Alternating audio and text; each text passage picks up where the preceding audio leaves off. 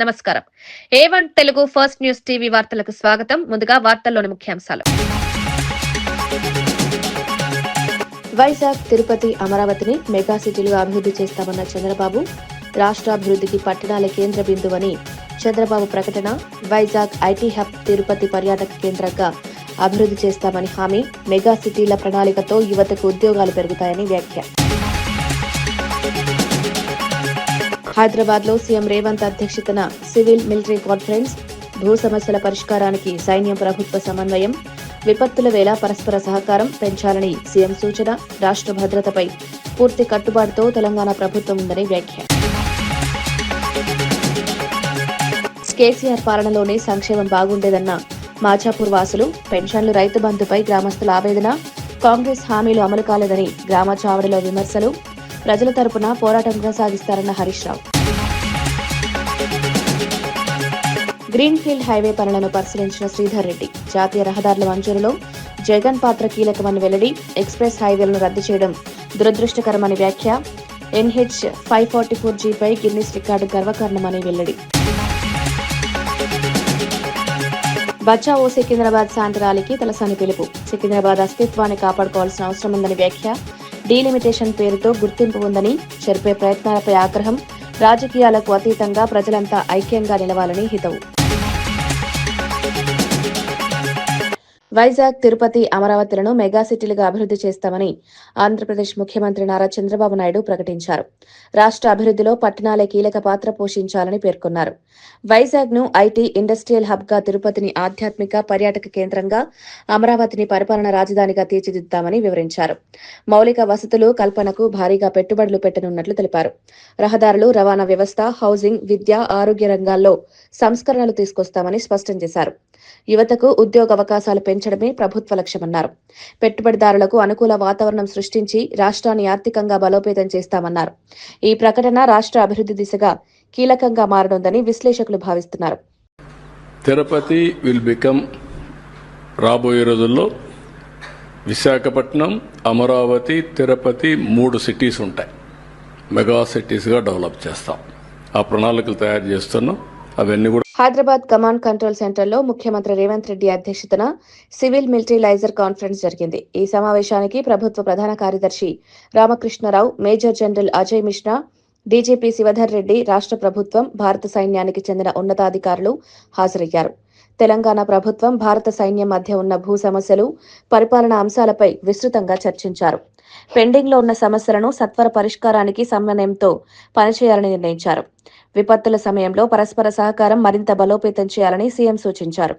రాష్ట్ర భద్రత, ప్రజల రక్షణ విషయంలో ప్రభుత్వం పూర్తి కట్టుబాటుతో ఉందని తెలిపారు. ఈ సమావేశం 2 వ్యవస్థల మధ్య సంబంధాలను మరింత బలపరిచే దిశగా కీలకంగా నిలిచింది.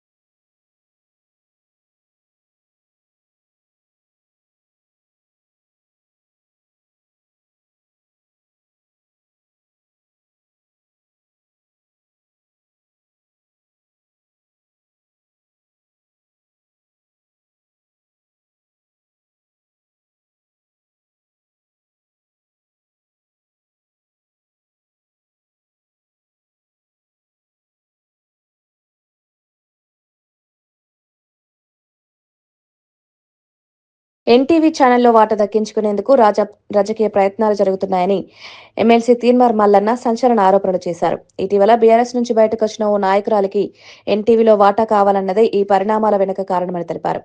బీఆర్ఎస్ పార్టీకి టీ న్యూస్ ఉన్నట్లే తన పార్టీకి కూడా ఒక ఛానల్ ఉండాలనే ఉద్దేశంతో ఈ ప్రయత్నాలు జరుగుతున్నాయని వ్యాఖ్యానించారు. ఈ వ్యవహారానికి ఓ పార్టీ నేత మద్దతు ఇస్తున్నారని పేర్కొన్నారు. మీడియాను రాజకీయ అవసరాల కోసం ఉపయోగించాలనే ధోరణి ప్రజాస్వామ్యానికి ప్రమాదకరమన్నారు. మీడియా స్వతంత్రత దెబ్బతింటే ప్రజలకు నష్టం జరుగుతుందని హెచ్చరించారు. ఈ వ్యాఖ్యలు రాజకీయ మీడియా వర్గాల్లో తీవ్ర చర్చకు దారితీశాయి. నాకు మిత్రుడు చెప్పిండు, అన్న ఇట్లా జరిగిందన్న అంటే ఆ పంచాయతీ గదిగా తమ్మి గిది పంచాయతీ, ఇది వాటాల పంచాయతీ, ఇది స్టేట్ల పంచాయతీ. ఎన్టీవీలో ఒక మహిళకు వాటా కోసం అంటే టీఆర్ఎస్ పార్టీకి టీ న్యూస్ ఎట్లా ఉందో ఇప్పుడు ఆమెకు కూడా ఒక న్యూస్ ఛానల్ కావాలట. ఆ న్యూస్ ఛానల్లో వాటా కోసం ఆమె చేస్తున్నటువంటి ప్రయత్నాల్లో ఇదొక ప్రయత్నం అంతే. ఇదంతా నరేంద్ర చౌదరి గారిని బెదిరించి నరేంద్ర చౌదరి గారు నీ సంగతి ఏంది మరి, ఆ వాటా ఇస్తావా లేదా ఈమెకు అనేటువంటి డీల్ జరుగుతూ ఉందన్నట్టు ఆ పనిలో ఉన్నది ఇప్పుడు అది వ్యవస్థ అంతా. ఇది ఒరిజినల్ కథ. సంక్రాంతి పండుగ సందర్భంగా గుంటూరు జిల్లా తెనాలిలో అల్లుడికి అరుదైన విందు ఏర్పాటు చేశారు. వందనపు మురళీకృష్ణ దంపతులు తమ అల్లుడు రాజమండ్రి వాసి శ్రీదత్త కోసం ఏకంగా 158 రకాల పిండి వంటలతో భోజనం సిద్ధం చేశారు. గోదావరి, గుంటూరు ప్రాంతాల సాంప్రదాయ రుచులను మేళవిస్తూ స్వీట్లు, హాట్లు, కూరలు ప్రత్యేకంగా వండారు. అల్లుడికి ఇచ్చే గౌరవానికి ఇది ప్రత్యేకగా నిలిచిందని కుటుంబ సభ్యులు తెలిపారు. ఈ వినూత్న విందు సోషల్ మీడియాలో వైరల్ గా మారి రాష్ట్ర వ్యాప్తంగా ఆసక్తి రేపుతోంది. సాంప్రదాయ పండుగలకు, కుటుంబ బంధాలకు ఇచ్చే ప్రాధాన్యాన్ని ఈ ఘటన గుర్తు చేస్తోందని పలువురు అభిప్రాయపడుతున్నారు. సంక్రాంతి సంబరాల్లో ఈ వంతు ప్రత్యేక ఆకర్షణగా నిలిచింది.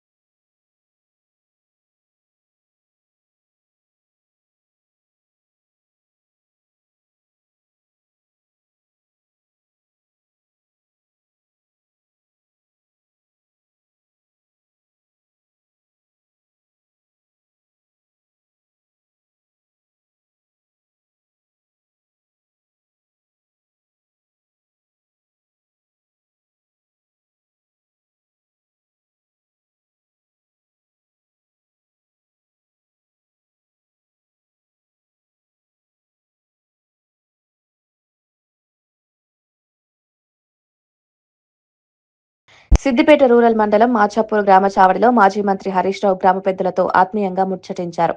ఈ సందర్భంగా గ్రామస్తులు తమ సమస్యలను ఆయన ఎదుట వెళ్లగక్కారు. పెన్షన్లు పెరగలేదని, కొత్త పెన్షన్లు మంజూరు కావడం లేదని ఆవేదన వ్యక్తం చేశారు. రైతు బంధు తగ్గిపోయిందని, రుణమాఫీ సగమే అమలైందన్నారు. కేసీఆర్ పాలనలో 24 గంటల కరెంటు ఉండేదని, ఇప్పుడు విద్యుత్ కోతలు పెరిగాయన్నారు. కాంగ్రెస్ ప్రభుత్వం అధికారంలోకి వచ్చి ఏడాది గడిచినా ఇచ్చిన హామీలు నెరవేర్చలేదని విమర్శించారు. హరీష్ రావు గ్రామస్తుల మాటలు శ్రద్ధగా విని ప్రజల తరపున పోరాటం కొనసాగిస్తామని భరోసా ఇచ్చారు. కొద్దిగా ఉంటాయి కానీ మొత్తం అయితే మనది 5-6 రోజులే పోలేదు కానీ పోతుంది ఏడో కానీ ఇంకా తీరేదేమో అక్కడ కదా మొగ సొమ్ము పాడేది వాళ్ళని మంది పడతారు అన్ని ఈ భోజన సంగతి అయితే చెప్పు సార్. మూడు ఒక్కటి చెప్పినా ఈ నెలలో టెండర్ అవుతుంది, మీకు ఒక నెల లోపల పంచాలు చెప్పించా. ఒకటే నెల మొన్న కలెక్టర్ గారు మీటింగ్ పెట్టి మాట్లాడినా ఒక నెల లోపల పంచాలు చెప్తా. వాడు ఎవరికైతే ఉన్నాయే కోతలు పెడుతుంది. వాడు కొత్త అడిషన్ కేసీఆర్ ఉండగా 65 ఏళ్ళకి తీసి 57 ఏళ్ళకి పింఛన్ చేసింది. అప్పుడు ఇప్పుడు కొంతమంది భర్త చచ్చిపోయిన వాళ్ళకి ఇస్తలేడు, వయసు మళ్ళిన వాళ్ళకి ఇస్తలేడు. అప్పుడు బీడీలకు కూడా చేసే వాళ్ళకి కూడా ఇచ్చిండు కేసీఆర్. ఇచ్చిండు ఇప్పుడు నాకు ఇప్పుడు ఈయన వచ్చిన 2 ఏళ్ల మీద ఒక నెలల ఒక్క పింఛన్ ఇస్తాడు. వాడేం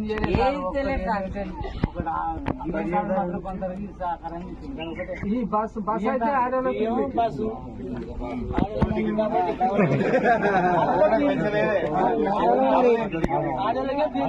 ఆడల ఫ్రీ అని మొగలకు డబ్బులు, భర్తకు ఫ్రీ మొగనికి 2.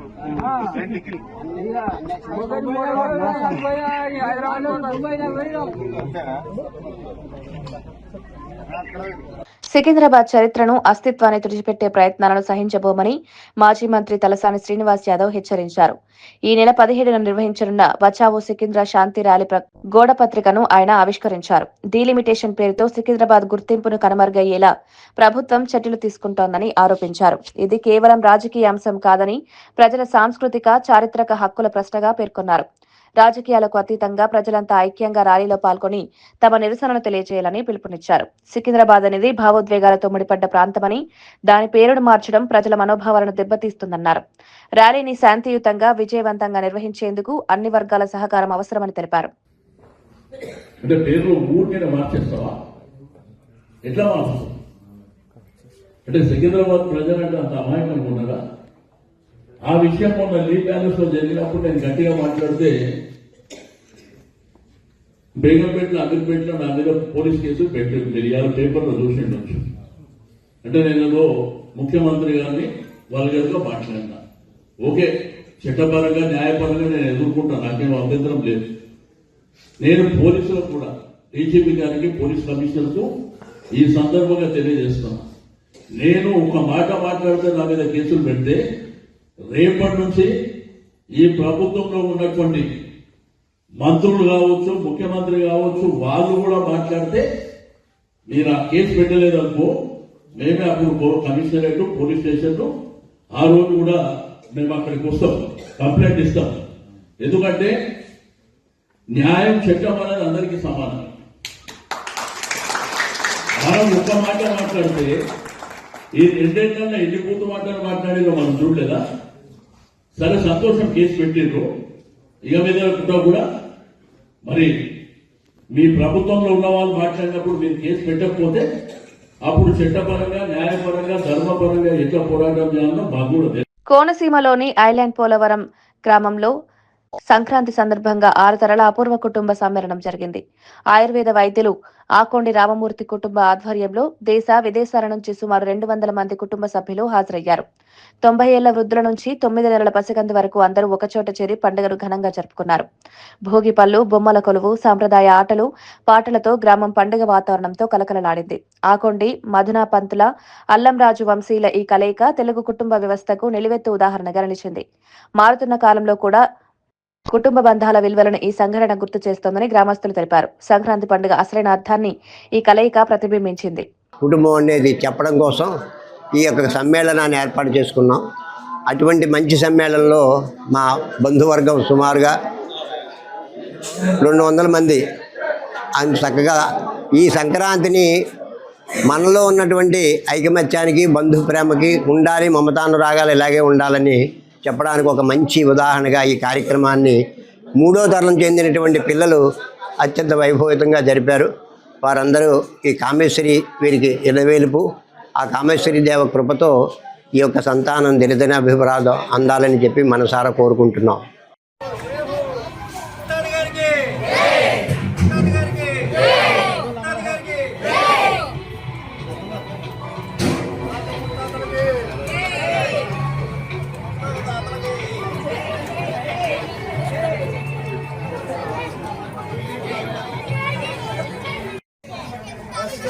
రెడీ అండి, ఇటు చూడండి.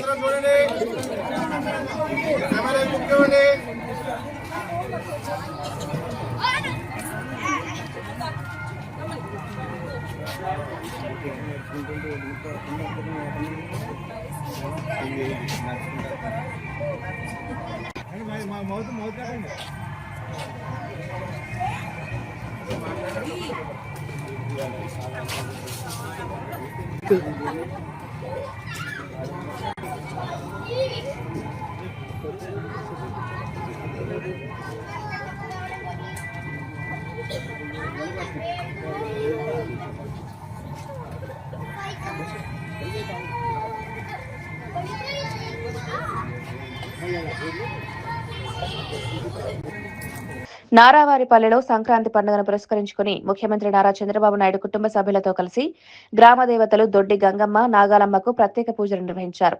అంతకుముందు టీటీడీ ఈవో అనిల్ కుమార్ సింఘాల్ స్వామివారి ప్రసాదం చిత్రపటాన్ని అందించారు. వేద పండితులు ఆశీర్వచనాలు చేశారు. అనంతరం సీఎం తన తల్లిదండ్రులు ఖర్జూర నాయుడు అమ్మన్నమ్మ సమాధుల వద్ద కుటుంబంతో కలిసి నివాళులర్పించారు. ఇంటి ఆవరణలో ఎన్టీఆర్ బసవతారకం విగ్రహాలకు పూలమాలలు వేసి గౌరవం తెలిపారు. ఈ సందర్భంగా జిల్లాలోని వివిధ ప్రాంతాల నుంచి వచ్చిన ప్రజల సమస్యలను విన్నవించుకున్నారు. వారి అర్జీలను స్వీకరించిన సీఎం పరిష్కారానికి అధికారులను ఆదేశించారు. ఈ కార్యక్రమం గ్రామంలో విశేష ప్రాధాన్యం సంతరించుకుంది.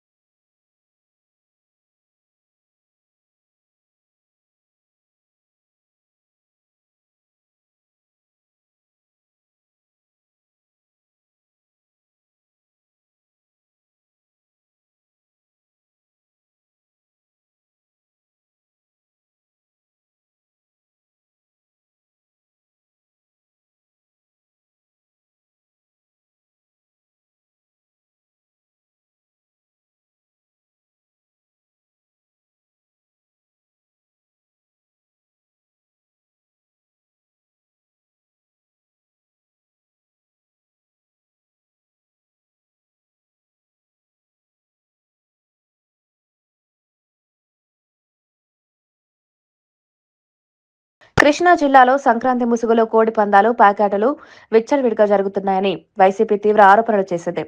బాపులపాడు మండలం వేలేరు గ్రామంలో కోడి పందాల బరిలో ఇరు వర్గాల మధ్య ఘర్షణలు చోటు చేసుకున్నాయని తెలిపింది. ఈ గొడవలతో సామాన్య ప్రజలు భయభ్రాంతులకు గురయ్యారని పేర్కొంది. కోడి పందాల బరిలో మద్యం అమ్మకాలు జరుగుతున్నా పోలీసులు పట్టించుకోవడం లేదని విమర్శించింది. సంక్రాంతి సంబరాల ముసుగులో రాష్ట్రాన్ని క్యాసినోలా మార్చారని ప్రభుత్వంపై ఆరోపణలు గుప్పించింది. శాంతి భద్రతలు దెబ్బతినే పరిస్థితులు ఏర్పడుతున్నాయని వెంటనే కఠిన చర్యలు తీసుకోవాలని డిమాండ్ చేసింది. ఈ అంశం జిల్లాలో రాజకీయంగా ఉద్రిక్తతకు దారితీసింది.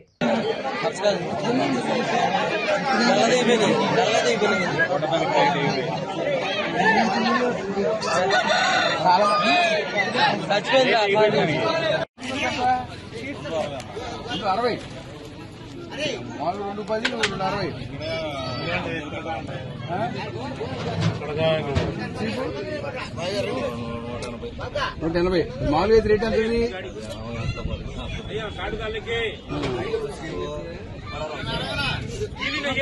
దాన్ని అమ్ముతున్నావుగా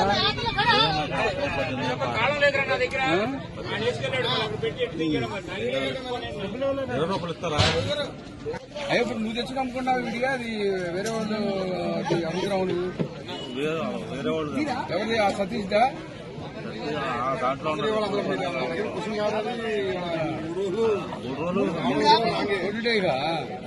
ఏమి బేరం లేదు.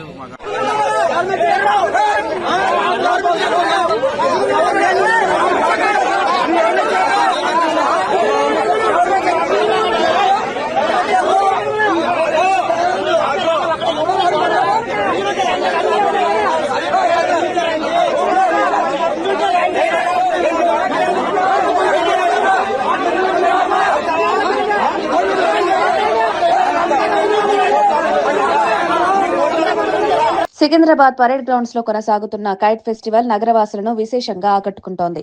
వివిధ ఆకృతులు రంగుల్లో ఉన్న పతంగులు ఆకాశాన్ని నింపుతూ సందడి చేస్తున్నాయి. పిల్లలు కుటుంబాలు పెద్ద సంఖ్యలో ఫెస్టివల్ కు తరలివస్తున్నారు. దేశ విదేశాల నుంచి వచ్చిన కైట్ ఆర్టిస్టులు ప్రత్యేక డిజైన్లతో ప్రదర్శనలిస్తున్నారు. పండుగ వాతావరణాన్ని మరింత ఉత్సాహంగా మార్చేలా సంగీత కార్యక్రమాలు, ఆహార స్టాళ్లు ఏర్పాటు చేశారు. భద్రత కోసం పోలీసులు ప్రత్యేక బందోబస్తు ఏర్పాటు చేశారు. ట్రాఫిక్ ఇబ్బందులు లేకుండా చర్యలు తీసుకున్నారు. సంక్రాంతి సంబరాల్లో ఈ కైట్ ఫెస్టివల్ ప్రధాన ఆకర్షణగా నడుస్తోంది. నగరంలో పండుగ ఆనందాన్ని పంచే కార్యక్రమంగా ఇది విజయవంతంగా కొనసాగుతోంది.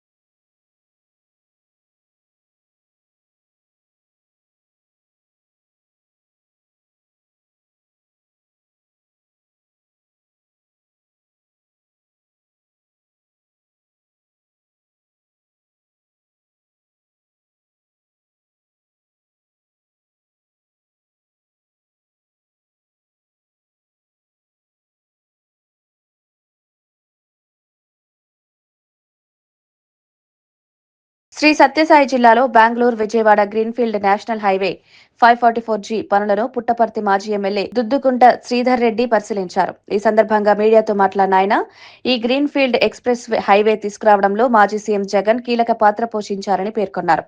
కేవలం 3 సంవత్సరాల్లో పుట్టపర్తి నియోజకవర్గానికి 6,000 కోట్ల రూపాయలతో NH 342, NH 716G, NH 544G రహదారులు మంజూరయ్యాయని తెలిపారు. కానీ చంద్రబాబు ప్రభుత్వం NH 716Gను రద్దు చేయడం దురదృష్టకరమన్నారు. అనంతపురం నుంచి అమరావతి వరకు ప్రతిపాదించిన ఎక్స్ప్రెస్ హైవేను ఫైళ్లకే పరిమితం చేశారని విమర్శించారు. జగన్ ముఖ్యమంత్రిగా ఉన్న సమయంలో 18,000 కోట్లతో 300 కిలోమీటర్ల జాతీయ రహదారి నిర్మాణం జరిగిందన్నారు.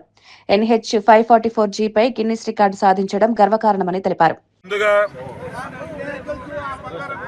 ఈరోజు Guinness book of world record సాధించినటువంటి రాజపాత్ ఇన్ఫ్రాకాన్ కంపెనీ యాజమాన్యానికి మేనేజింగ్ డైరెక్టర్ అయినటువంటి జగదీష్ కదం గారికి, అదేవిధంగా డైరెక్టర్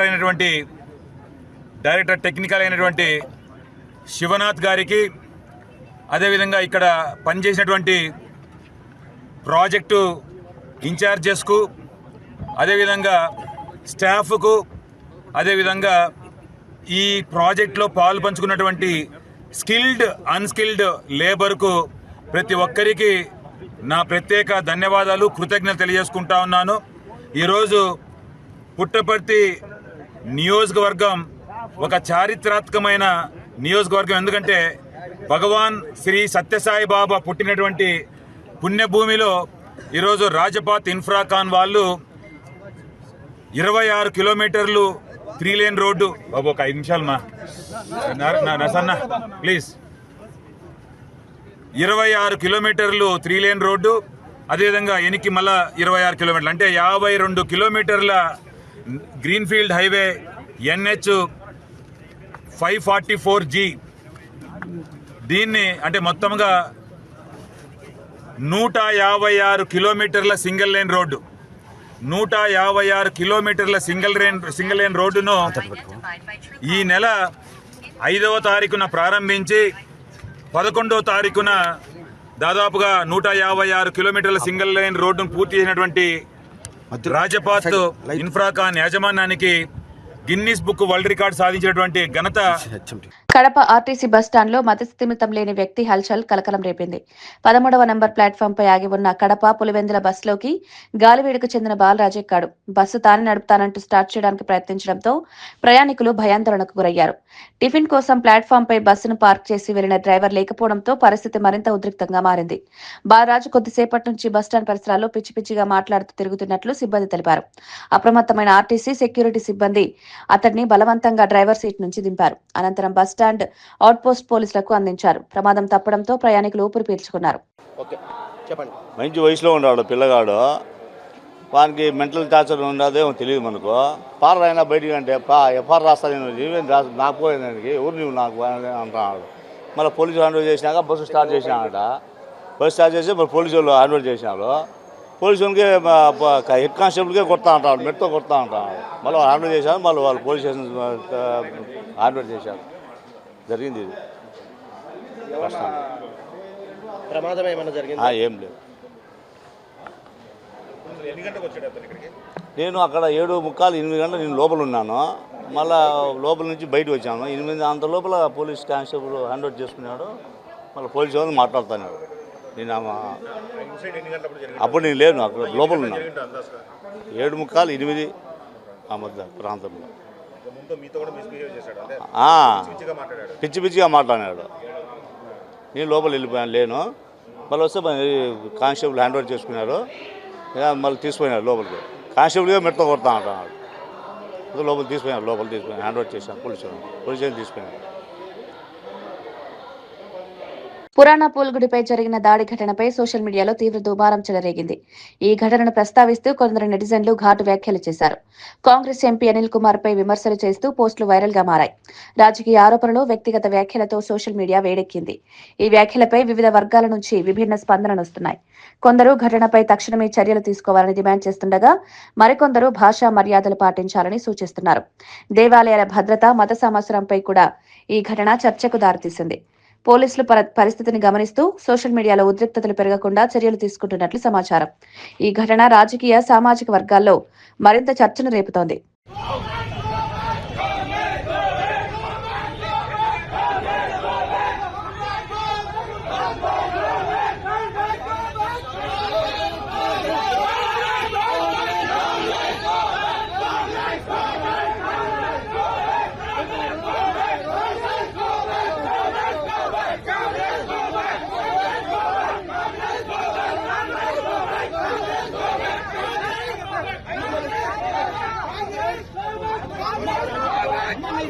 వార్తలు ముగించే ముందు ముఖ్యాంశాలు మరోసారి. వైజాగ్, తిరుపతి, అమరావతిని మెగా సిటీలుగా అభివృద్ధి చేస్తామన్న చంద్రబాబు. రాష్ట్రాభివృద్ధికి పట్టణాలే కేంద్ర బిందువని చంద్రబాబు ప్రకటన. వైజాగ్ ఐటీ హబ్, తిరుపతి పర్యాటక కేంద్రంగా అభివృద్ధి చేస్తామని హామీ. మెగా సిటీల ప్రణాళికతో యువతకు ఉద్యోగాలు పెరుగుతాయని వ్యాఖ్య. హైదరాబాద్ లో సీఎం రేవంత్ అధ్యక్షతన సివిల్ మిలిటరీ కాన్ఫరెన్స్. భూ సమస్యల పరిష్కారానికి సైన్యం, ప్రభుత్వ సమన్వయం. విపత్తుల వేళ పరస్పర సహకారం పెంచాలని సీఎం సూచన. రాష్ట్ర భద్రతపై పూర్తి కట్టుబాటుతో తెలంగాణ ప్రభుత్వం ఉందని వ్యాఖ్య. కేసీఆర్ పాలనలోనే సంక్షేమం బాగుండేదన్న మాచాపూర్ వాసులు. పెన్షన్లు, రైతు బంధుపై గ్రామస్తుల ఆవేదన. కాంగ్రెస్ హామీలు అమలు కాలేదని గ్రామ చావడిలో విమర్శలు. ప్రజల తరపున పోరాటం కొనసాగిస్తారన్న Harish Rao. Green field highway పనులను పరిశీలించిన శ్రీధర్ రెడ్డి. జాతీయ రహదారుల మంజూరులో జగన్ పాత్ర కీలకమని వెల్లడి. ఎక్స్ప్రెస్ హైవేలను రద్దు చేయడం దురదృష్టకరమని వ్యాఖ్య. NH 544G పై గిన్నిస్ రికార్డు గర్వకారణమని వెల్లడి. బచావో సికింద్రాబాద్ శాంతి ర్యాలీకి తలసాని పిలుపు. సికింద్రాబాద్ అస్తిత్వాన్ని కాపాడుకోవాల్సిన అవసరం ఉందని వ్యాఖ్య. డీలిమిటేషన్ పేరుతో గుర్తింపు ఉందని చెరిపే ప్రయత్నాలపై ఆగ్రహం. రాజకీయాలకు అతీతంగా ప్రజలంతా ఐక్యంగా నిలవాలని హితవు. ఇవి ఈనాటి వార్తా విశేషాలు. మరో బులెటిన్లో మళ్ళీ కలుద్దాం. నమస్కారం.